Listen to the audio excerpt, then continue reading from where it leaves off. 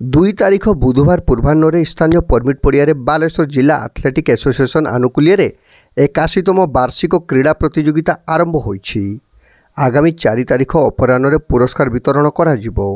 मुख्य अतिथि भाव पौरपाड़ सबिता साहू जोग दे क्रीड़ा क्षेत्र में सफलता हासिल कले निजुक्तिर अपार संभावना रही बोली दर्शाइबा सह बालेश्वर भली एक छोट जिलूर जातीय स्तर में खेली अनेक युवक युवती निजुक्ति पाइथिबा उल्लेख करथिले।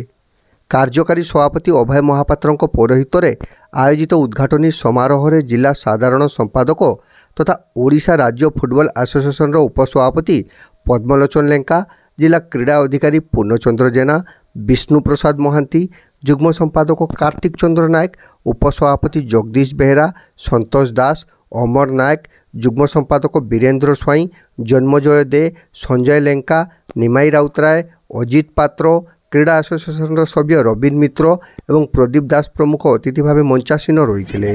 यह 3 दिनिया क्रीड़ा प्रतियोगिता 679 जन पुरुष 350 जन महिला अंशग्रहण करुछंती। 39 जन ऑफिशियल तत्वावधान में दौड़, javelin throw, shot put throw, discus throw, लंबडिया, उच्चडिया भली प्रतियोगिता 83टी शिक्षा अनुष्ठान और क्लब्र पिलामाने अंशग्रहण करिसेंती।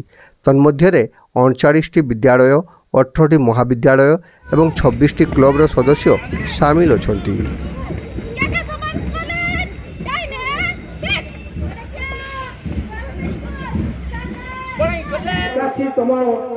क्रीड़ा प्रतियोगिता पदार्पण कर बालेश्वर क्रीड़ा संघ आम पाखे नहांती आमर जे किंबदंती अजित भाई तांकर आज वार्षिक से गत थर एक क्रीड़ा उत्सव मुखरित करते सहयोग करते कि आज आम पाखे नहांती जहाँ आम नीर प्रार्थना कलु।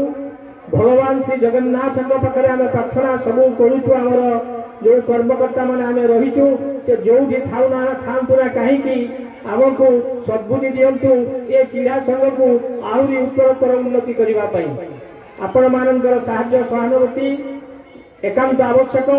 विभिन्न क्रीड़ा संघ आसी पीटी भाई से माने सकाल आसी आमको दीर्घ 3 दिन काल साहाय्य सहानुभूति करुछंती। प्रति वर्ष 80 वर्ष करेंगे एथिरे विधा नहीं। समस्त को आम साधुवाद जनाऊँ एवं आशा करुँ आम कार्यकारी सभापति जो गोटा कहीगले एठी जो माने भल प्रदर्शन करेंगे से माने आमर चयनकर्ता मान द्वारा चयन ही से माने स्टेट को जीवे। प्रति वर्ष जानते ए वर्ष मत जीवे एवं स्टेट रु पुणी जातीय स्तर को जीवे। बहु वर्ष धरिकी आम बालेश्वर खेलाड़ी मैंने जाऊँच ए वर्ष मध्य जीवे बोली आम आशा भरोसा रखुचु।